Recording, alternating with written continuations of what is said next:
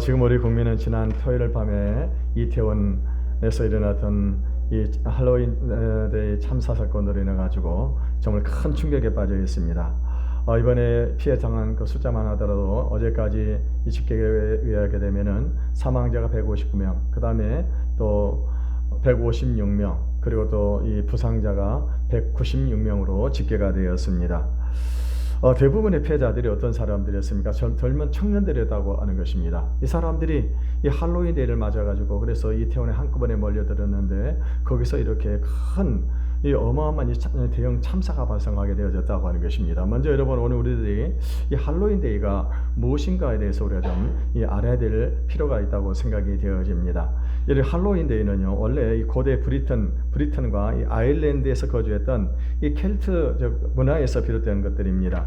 이 켈트족은 한 해에 동안 4번 동안에 이 축제가 열리게 되는데, 특별히 11월 달에는 이 사마인 데이라고 이렇게 해가지고 이 11월 1일 기점으로 해가지고 이제 이 축제가 열리게 되게 되는 것입니다. 그래서 이 축제 이 11월 1일 날이 어떤 날이냐, 한 해를 시작하는 날이고 겨울이 시작되는 그런 날입니다. 이 날을 기점으로 해가지고 이 저승의 문이 열리고 죽은 자의 영혼과 악마들이 이 세상으로 온다고 믿었습니다. 그래서 하루 전인 10월 31일 날 이 악령들을 깜짝 놀라게 할 목적으로 언덕에다 모닥불을 피워놓고 또 아니면 집집마다 이렇게 음식을 이렇게 버려놓는 것입니다.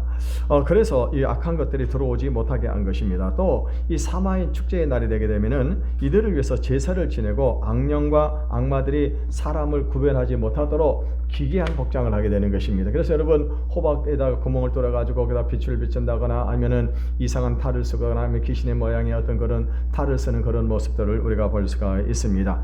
이 사마인 축제는요, 로마 카톨릭에서 아일랜드로 로마 카톨릭이 아일랜드로 전파가 되면서 6세기 무렵에 로마 카톨릭에 흡수가 되었습니다. 이 로마 카톨릭에서는요, 이런 미신적이고 이런 안 좋은 그런 풍습을 이 카톨릭을 전파하기 위해서 이것을 수용을 하게 되어졌다고 하는 것입니다. 그래서 원래 이 로마 카톨릭에서는요, 성인을 기념하는 날이 5월 13일입니다. 그런데 이 발렌타인데이를 이렇게 받아들이게 되면서 어떻게 했습니까? 11월 1일을 성인을 기념하는 기념일로 이렇게 삼았다고 하는 것입니다. 그래서 그날에 이 성인들을 기념하는 제사를 드리는 그런 일이 벌어지고 있었습니다. 그래서 3월 카톨릭은 11월 달에 돌아가신 분들을 기억하면서 기도하는 위령성월로 전통적인 사마인 축제와 연결이 되고 있습니다. 이 미국에서는 매년 가을이면은 추수감사제가 이렇게 열리고 있기 때문에 이런 축제가 자연스럽게 확산이 되어가면서, 그러면서 19세기에 미국 전역으로 이것이 퍼지게 되어졌었습니다. 그러고 난 다음에 이제 20세기에 와가지고는 영국을 비롯해서 이렇게 전 유럽과 그리고 남아메리카에 이르기까지 이것이 퍼지게 된 것입니다. 여러분, 우리나라에는 어떻게 해서 이 할로윈 데이가 우리나라에 들어오게 되었느냐가, 그거는요, 바로 이 일본에서 들어오게 된 것입니다. 그러니까 먼저 일본으로 들어갔던 이 할로윈 데이가 이 일본에서 우리나라로 수입이 된 것인데, 왜 이렇게 우리나라에 수입이 되게 되었느냐? 그거는 이 영어 어린이집이라든가 아니면 또 영어 학원이라든가 이런 학원 같은 데서 이 어떻게 했습니까? 홍보를 목적으로 하기 위해서 이 할로윈 데이를 수입을 해가지고, 그래가지고 이제 어떻게 했습니까? 이것을 지키게 되었는데, 이것이 오늘날에 우리 젊은이들에게까지 이것이 어떻게 합니까? 이 축제를 지금 지키고 있는 그런 모습들을 볼 수가 있습니다. 여러분, 원래 우리가 발렌타인데이라고 할 성인의 날인데, 이거는 이 어른들이 어떻게 합니까? 이 성인을 기념하는 그런 날이었는데, 이 날은 어떻게 합니까? 초콜릿 회사가 초콜릿 팔기 위해서 이렇게 또 이것을 수입을 해가지고 와가지고, 그래서 한국에도 이 발렌타인데이가 이렇게 이렇게 축제가 벌어지고 있는 그런 모습을 볼 수가 있는데, 그와 같이 이 할로윈 데이 역시 마찬가지인 것입니다. 할로윈 데이도 지금 우리나라에 들어오게 된 것은 이렇게 이 학원이라든가 어린이집이라든가 아니면 영어 유치원 이런 곳에서 이 홍보를 할 목적으로 할로윈 데이를 들여왔는데, 이렇게 이 젊은 청년들에 이르기까지 이것이 지금 지키려는 그런 이 행사가 되고 말았다고 하는 것입니다. 이 참으로 안타까운 것은 뭐냐? 이거는 바로 이 켈트족의 축제를 천주교가 받아들임으로 시작이 되는데, 이것은 그야말로 귀신의 축제라고 하는 것입니다. 귀신의 축제. 그래서 이번에 어떤 일이 벌어졌었습니까? 이번에 지금 이 이태원에서 발생한 대부분의 이 사상자들이 어떤 사람들입니까? 10대부터 20대, 30대 초반에 이 젊은 사람들이 이렇게 이 희생을 당하게 되었다고 하는 것입니다. 그동안의 코로나 방역으로 인해 가지고 이제 마스크 착용을 하게 되고 거리두기가 일상화되었었는데, 그런데 이제 마스크를 해제하고 또 거리두기가 해제가 되니까 젊은 청년들이 자유를 만끽하기 위해서 이태원으로 모인 것입니다. 여러분, 이태원은 원래부터 이 청년들에게 핫플레이스였었습니다. 그러니까 한꺼번에 젊은 사람들이 이곳에 모여들면서 이와 같은 대형 참사가 발생하고 말았다고 하는 것입니다. 이 사고로 희생된 사람들 가운데는 지방에서 올라온 청년들뿐만 아니라 해외에서 거주하는 그런 청년들이 많이 있었습니다. 특별히 외국에서 가장 희생자를 많이 냈던 이란에서는요, 총 6명의 희생자가 나타나게 되어졌는데, 그 중에서 4명이 어떤 사람들이냐, 4명이 박사과정을 밟고 있는 그런 인재들이었었습니다. 또 한 명은 어떤 사람이냐, 또 한국에서 공부를 하기 위해서 언어 연수를 하고 이게서 왔던 그런 사람이었다고 하는 것입니다. 더욱이나 여러분, 미국에는 하원 의원의 조카도 이번에 피해를 참사 현장에 있다가 피해를 당하는 그런 일이 벌어졌었습니다. 그러니까는요, 지금 내 외국인을 막론하고 희생자들 한 사람 한 사람들은 아직 한 번도 젊음의 꽃을 피워보지 못한 그런 귀한 청년들이었다고 하는 것입니다. 여러분, 무엇보다도 뜻밖의 이 자녀를 잃어버린 부모들의 슬픔은 그 어떤 것으로도 위로가 되지를 않을 것입니다. 여러분요, 이런 분들이 자녀의 죽으면 평생 가슴에 묻고 살아야 된다고 하는 것입니다. 그런데요, 어떤 사람들은요, 이런 이 슬픔을 당했는데도 불구하고 이렇게 함부로 쉽게 얘기를 하다가 그분들에게 상처를 주는 그런 분들이 없잖아 있는 것 같더라고요. 왜 거기를 갔냐고 하는 거예요. 왜 거기를 가서 거기 가서 죽느냐, 이렇게 말을 하는 그런 사람들이 있는데, 이런 것은요, 이 젊은 사람들의 어떤 그런 사고를 이해하지를 못하기 때문입니다. 그래서 그런 사람들에 대해서 젊은 사람들은 뭐라고 얘기합니까? 그런 사람들을 꼰대라고 그래요. 꼰대. 여러분, 꼰대가 무슨 뜻이지 압니까? 이 꼰대라고 하는 말은요, 이 구태에 의한 사고방식을 다른 사람에게 강요하는 그런 직장의 상사들이나 어른들을 이 꼰대라고 그렇게 부르는 것입니다. 여러분, 우리는 이 피해를 입은 유가족들에게 상처를 주기보다는 그들을 위로하고, 또 이런 미신적이고 잘못된 문화가 정착되지 못하도록 청소년들에게 하나님의 말씀을 가르치고, 또 그들이 하나님을 예배하는 자리로 모이고 하나님의 나라를 향한 비전과 진리 안에서 이 건전한 문화를 이끌어 나갈 수 있도록 해야 할 것입니다. 요즘 우리나라 사람들의 주된 이 사망 원인을 보게 되면요, 주로 이 교통사고, 그리고 또 암으로 죽는 그런 사람들이 많이 있습니다.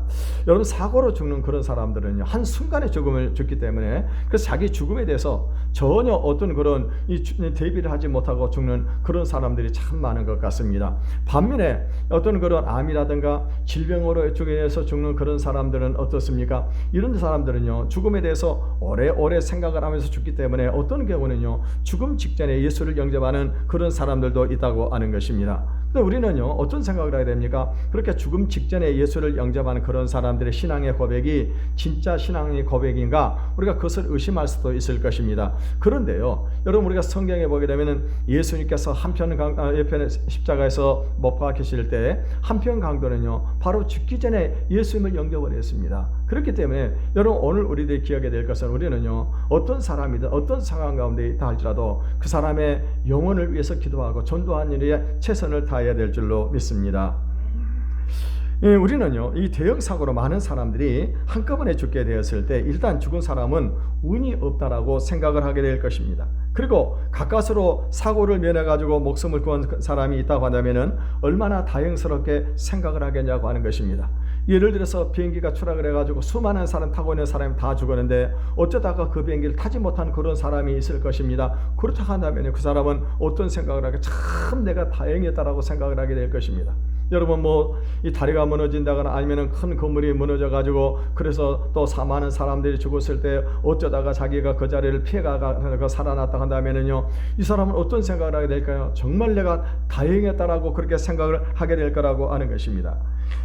이처럼 우리가 죽지 않고 살아있다고 하는 것이 중요한 것입니다. 그런데 이것은요, 저 중요한 것은 뭐냐, 우리가 살아있는 것이 중요한 것이 아니라 우리가 어떤 상태에 지금 살아있느냐고 하는 것입니다. 그리고 무엇을 위해서 우리가 지금 살고 있느냐, 이게 중요하다고 하는 것입니다. 이 예수님 당시에 예루살렘에도 이 대형 사고가 났던 것 같습니다. 그거는 뭐냐면요, 이 실로암 망대를 건축하다가 이게 부실 공사로 인해 가지고 실로암 망대가 무너져 버렸었습니다. 그래서 이 망대가 무너지면서 거기서 일하던 18명의 사람들이 다 죽고 말았다고 하는 것입니다. 이거에 대해서요, 이 다른 많은 사람들은 어떻게 했습니까? 많은 사람들은 운이 나쁘든지 재수가 없다고 생각하게 되는데, 유대인들은요 그런 사건을 보게 돼서 어떤 생각을 하게 되느냐, 죄가 많아가지고 그래서 죽었다라고 그렇게 생각을 했습니다. 이 유대인들이 이런 태도를 보면은 그래도 우리나라 사람들이 다른 사람의 죽음에 대해서 비교적 어떤 겸손한 것 같습니다. 다시 말하면은 사람들이 다 죽을 수 있는데 이 사람들은 재수가 없어서 그 현장에 있다가 죽었다라고 그렇게 생각을 하게 되는 것입니다. 그런데 이 유대인들은요 이 사람들이 죄가 더 많기 때문에 이렇게 죽었다라고 판단을 하고, 자기들은 죄가 적기 때문에 살아있다고 그렇게 생각을 한 것입니다. 여러분, 예수는 빨리 죽느냐 늦게 죽느냐 이것으로 인해서 죄 많고 적음을 말하지를 않습니다. 이 중요한 것은 뭐냐, 내가 어떤 상태에서 살아가며 어떤 상태로 죽음을 맞이하느냐에 달려있는 것입니다. 그래서 우리는 자신의 죽음이 갑자기 찾아온다 하더라도 충분히 준비해 놓은 상태에 있는 것이 중요하다고 하는 것입니다. 여러분, 우리는 사람들 죽음에 대해서 아름다운 죽음이 있고 또 아름답지 못한 그런 죽음이 있다라고 그렇게 말을 하게 됩니다. 그래서 예를 들면서 어떤 사람이 오래 장수하면서 살다가 죽게 되면은요 그 사람의 죽음에 대해서 어떻게 말을 합니까? 호상이라고 이렇게 말을 하는 그런 경우들이 있습니다. 그런데요 이 젊어서 병사를 하거나 사고로 죽는다고 한다면은요 그 죽음은 안타까운 그런 죽음이라고 우리가 생각을 하고 있습니다. 그런데요 인간에게 있어서는 어떤 죽음이든지 비참하고 두렵다고 하는 것입니다. 일단 죽는 과정이 너무너무 고통스럽고 죽은 후의 모습이 너무나도 두렵기 때문입니다. 그런데 이것은 인간의 관점에서 본 죽음이라고 하는 것입니다. 이 본문에서 예수님은요 하나님의 관점에서 죽음을 보면 어떤지를 말씀을 하고 있습니다. 이 당시에는요 두 가지 아름답지 못한 그런 죽음이 있었습니다. 오늘 본문 첫 번째에서 예수님께서 말씀하시고 있는 내용이 무엇입니까? 그거는요 갈릴리 사람들이 헤롯에 의해서 죽임을 당하고, 그리고 그 사람의 피를 헤롯이 섞어가지고 제단에 바쳤다고 하는 그런 이야기입니다. 먼저 우리가 1절의 말씀을 읽어보겠습니다. 시작. 그때 마침 두 사람이 와서 빌라도가 어떤 갈릴리 사람들의 피를 그들의 제물에 섞은 일로 예수께 아뢰니. 여기서 지금 이 갈릴리 사람들은 어떤 사람들입니까? 그냥 평범한 그런 사람들이었습니다. 이 사람들은 특별히 죄를 지은 그런 사람들 아니고 어떤 죄의 혐의가 있는 그런 사람들도 아니었습니다. 이 사람들이 죽임을 당한 것은 뭐냐? 단순히 갈릴리 사람들이었기 때문에 그래서 죽임을 당했다고 하는 것입니다. 여러분요 이 빌라도의 이런 악행은요 두 가지 의미가 있습니다. 하나는 뭐냐, 그가 갈릴리 사람들의 생명을 파리 목숨만 더 중요하게 생각하지를 않았다고 하는 것입니다. 그러니까 이 빌라도는 갈릴리 사람들을 인간으로 생각을 하지 않았었습니다.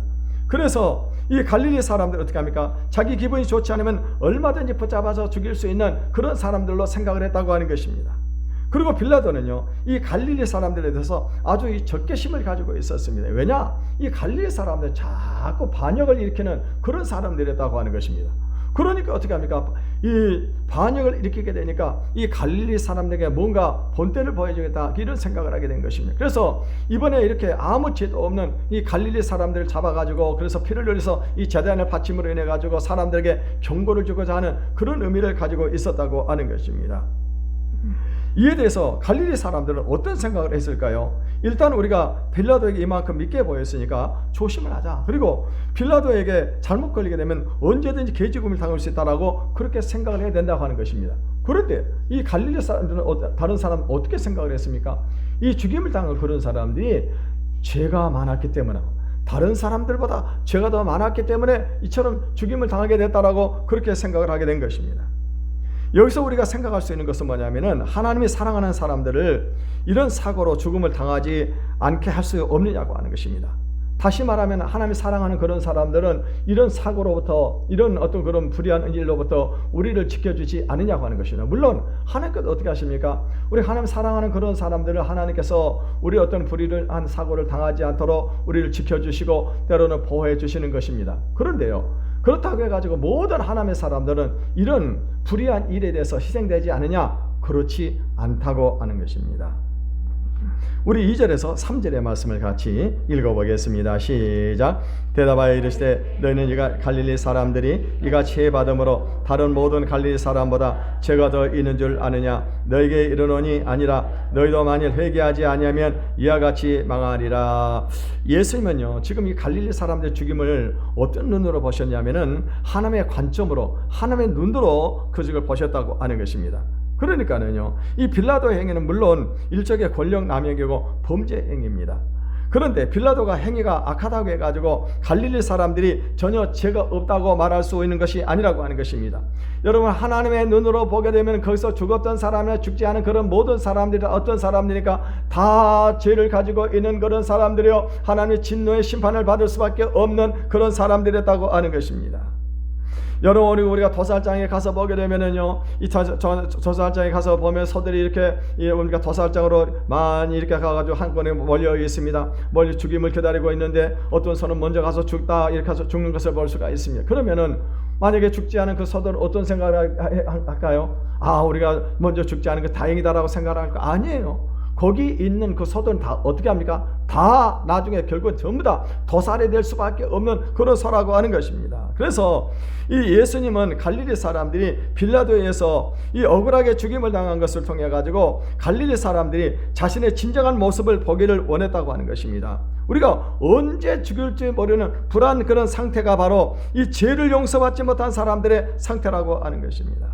여러분, 만약에 오늘날 우리나라에서 이런 일이 벌어지게 된다고 하면은요, 우리나라의 사람들은 어떤 생각을 하게 될까요? 그런 사람들의 죽음에 대해서 의로운 죽음이라고 해가지고 아마 시가 벌어지게 될 것입니다. 그렇게 된다고 한다면은요, 이거는 어떤 일이 벌어져? 로마에게 대항을 하게 된다고 하는 것입니다. 이 예수님께서는요, 이 모든 것을요, 하나님의 관계에서 보셨어요. 다시 말하면 갈릴리 사람들이 죄를 빌라도를 통해서 심판하는 것인데 사실 갈릴리 사람들이 그런 죽임의 대상이라고 하는 것입니다. 그래서 빌라도의 손에 죽지 않으면 무엇보다도 먼저 하나님 앞에서 바른 신앙을 소유하는 것이 중요하다고 말씀을 하고 있는 것입니다. 여러분, 우리가 하나님 앞에서 바른 신앙을 소유한다고 한다면 이런 불상사가 생기지 않도록 하나님이 지켜주실 뿐만 아니라 이런 일을 당한다 하더라도 우리가 두려워할 필요가 전혀 없다고 하는 것입니다. 왜냐하면 육체는 우리가 비록 죽임을 당하지만은 영혼은 우리가 구원을 받을 수 있기 때문입니다.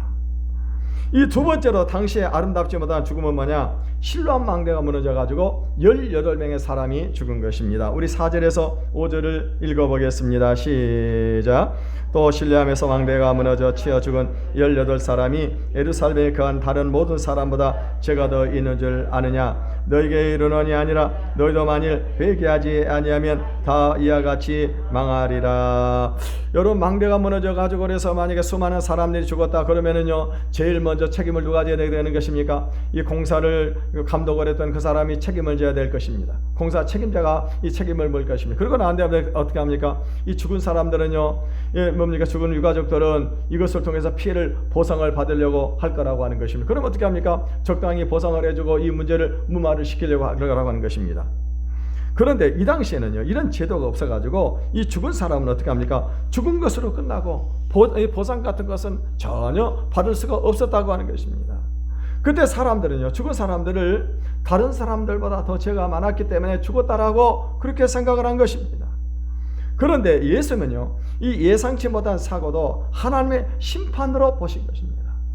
다시 말하면 모든 사람이 다 이렇게 멸망할 수밖에 없는데 우연히 이 사람들이 먼저 심판을 받았을 뿐이라고 그렇게 말씀을 하고 계시는 것입니다. 여러분, 유감스럽게 우리나라에는 그동안에요, 이런 대형 참사들이 참 많이 발생을 했었습니다. 여러분은 아마도 기억을 하고 계시는지 모르겠습니다만은요, 서해 해리어 사건 때 몇 명이 죽었습니까? 292명이 죽었습니다. 그리고 이어서 삼풍백화점이 무너지면서 532명의 사람이 죽었습니다. 또 이 대구 지하철 사건으로 해가지고 192명이 죽고요, 세월호 사건으로 몇 명이 죽었습니까? 304명이 죽었습니다.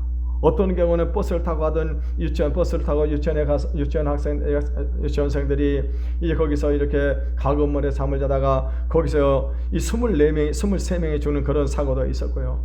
이번에는 어떻겠습니까? 이번에는 이태원에서 146명의 청년들이 이 압살을 당해서 죽는 그런 일들이 벌어지고 말았다고 하는 것입니다.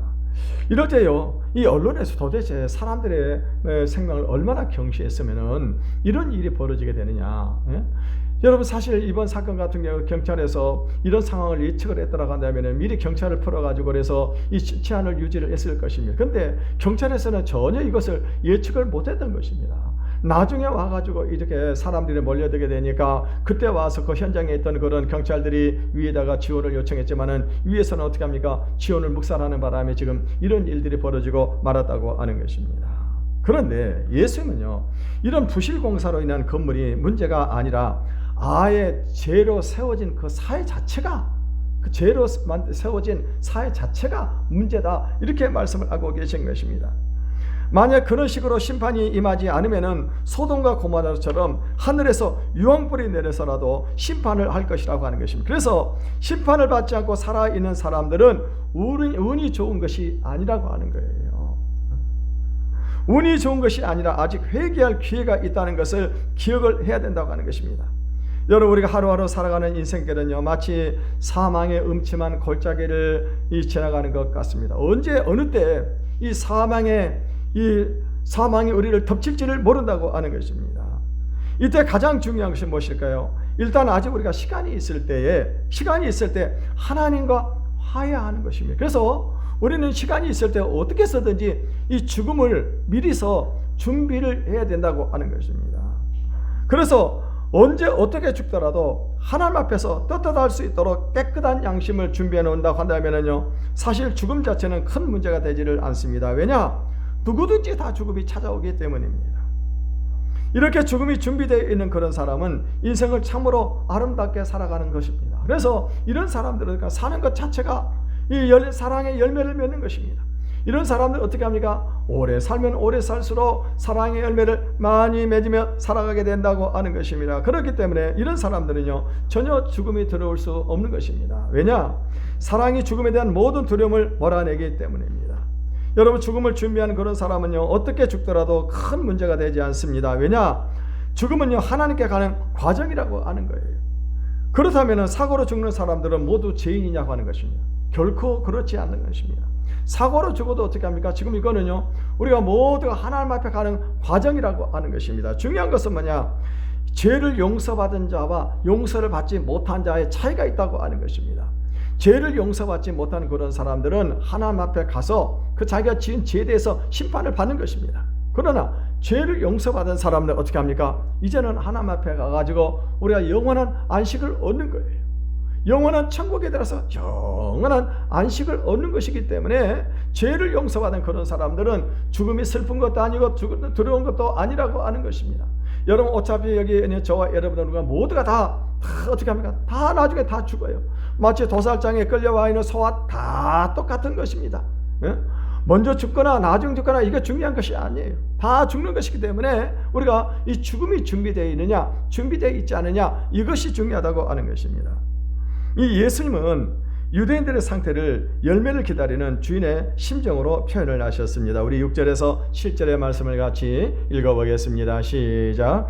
이에 비유로 말씀하시되 한 사람이 포도원에 무화과 나무를 심은 것이 있더니 와서 그 열매를 구하였으나 얻지 못한지라.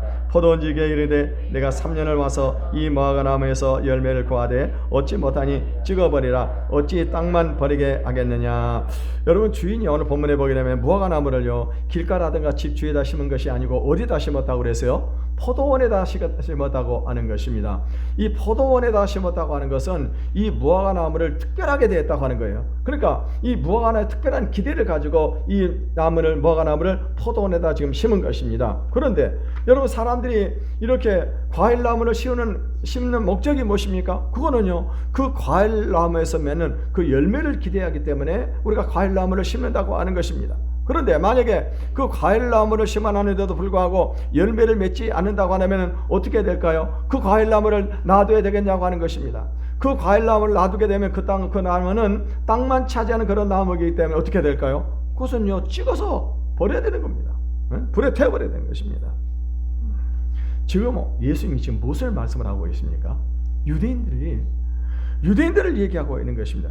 유대인들의 문제가 뭐냐? 그것은 하나님이 자기들에게 기대하는 것인지를 무엇인지를 모르고 지금 유대인은 어떤 삶을 어떻게 해서 돈을 벌고 어떻게든지 부를 축적하기 위해서만 지금 살아가고 있다고 하는 것입니다. 그런데 이것은 전혀 하나님이 원하시는 그런 삶이 아니라고 하는 것입니다.